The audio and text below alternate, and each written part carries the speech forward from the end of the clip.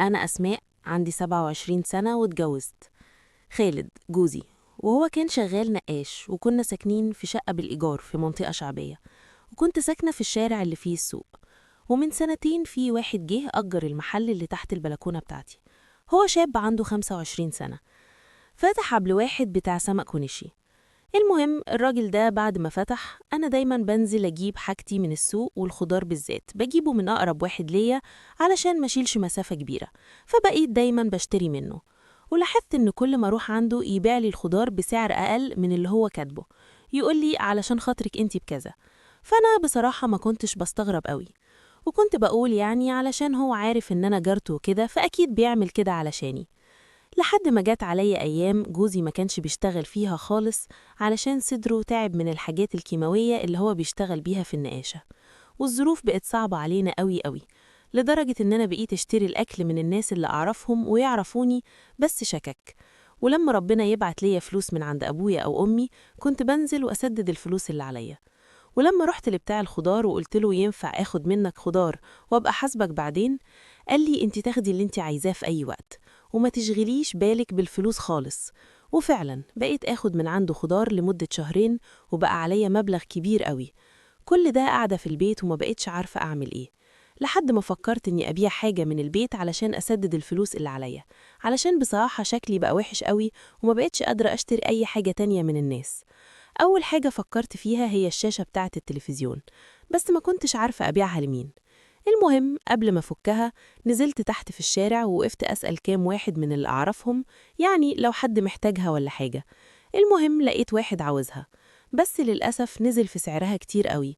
يعني أنا أول ما جبتها جديدة كانت ب4000 جنيه، فقلت لو أنا بعتها ب2000 جنيه سددت الفلوس اللي عليا فما فيش مشكلة، إنما هو كان عايزها ب1000 جنيه. فطبعا أنا رفضت، لحد ما رحت لبتاع الخضار اللي تحت البيت عندي وقلت له عليها. فتقريبا هو حس إن أنا ببيعها عشان مش معايا فلوس، خصوصا إنه عارف إني باخد منه خضار بقالي شهرين من غير ما أدفع فلوسه. فلقيته بيقول لي أنا عاوز أطلب منك طلب. قلت له خير. قال لي بس تعالي نقف على جنب شوية علشان الناس. المهم بعدنا عن المحل شوية ولقيته بيقول لي ممكن تعتبريني أخ ليكي؟ قلت له إزاي يعني؟ قال لي بصي أنا زي أخوكي، وإحنا كلنا معرضين إن أي حد فينا تحصل معاه ظروف زي دي وأكتر من كده كمان. أنا عارف إنك عاوزة تبيعيها علشان الظروف معاكي ومع والدك مش كويسة.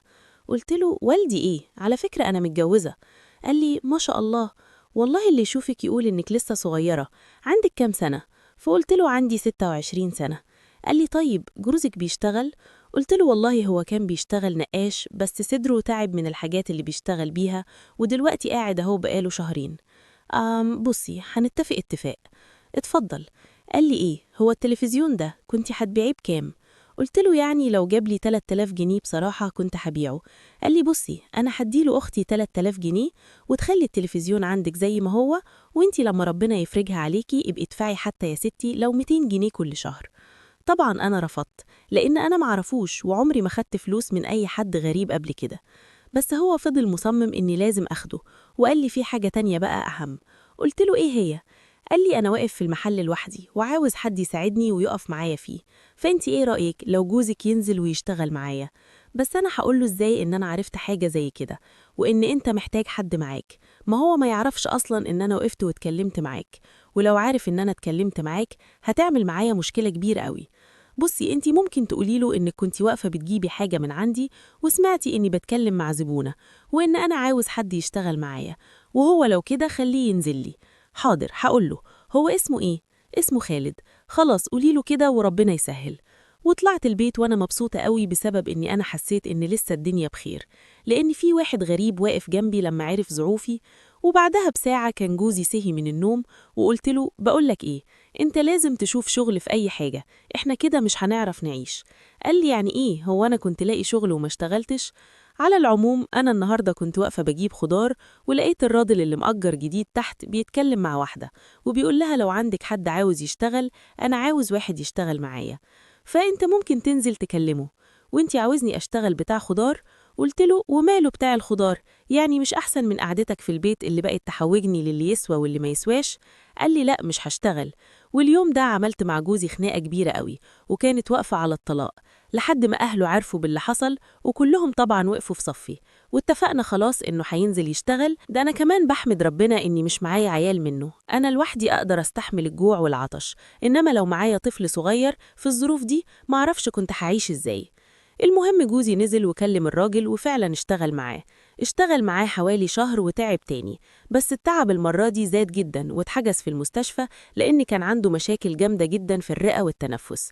وخلال الفترة دي صاحب محل الخضار كان بيقف معايا في كل حاجة كأني واحدة من عيلتي، وبصراحة بدأت أعجب بيه جدا من كتر المواقف اللي بيعملها معايا، ده غير كرمه وحنيته اللي ما شفتهاش من حد من أهلي. وحسيت إن هو كمان بدأ يقرب مني، ولما كنت بروح لجوزي المستشفى علشان أزوره وهو محجوز لقيته بيطلب مني رقم التليفون بتاعي، قال لي علشان أبقى أطمن عليه منك. مفيش مشكلة، واديته رقم تليفوني. وجوزي فضل محبوس في المستشفى شهرين، وفي الشهرين دول بتاع الخضار كان بيكلمني في التليفون تقريبا كل يوم، بنقعد نتكلم بالساعات، وعرفت تفاصيل حياته كلها.